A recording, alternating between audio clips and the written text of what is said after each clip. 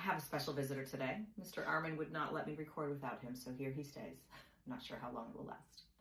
Recently, I talked about a seller's expense that oftentimes sellers don't find out till close to closing, which is the excise tax stamps. An expense that comes up with buyers, not always, but sometimes, is oil or propane.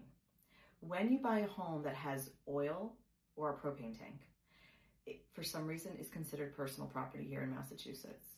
So the buyer has to reimburse the seller at closing for the cost of that oil in the tank.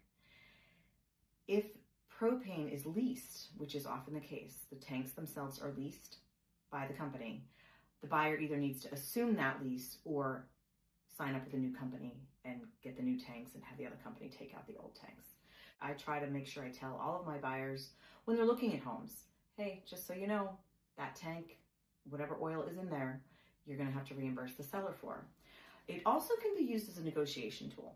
So if we have a home inspection and the home inspection has some issues and maybe we want to ask the sellers for a credit or something and they aren't willing to cooperate with that side of things, we can ask them to leave the oil or the propane in the tank and not require reimbursement. So just a couple of tips and tricks and something you maybe didn't know about. So I hope that helped.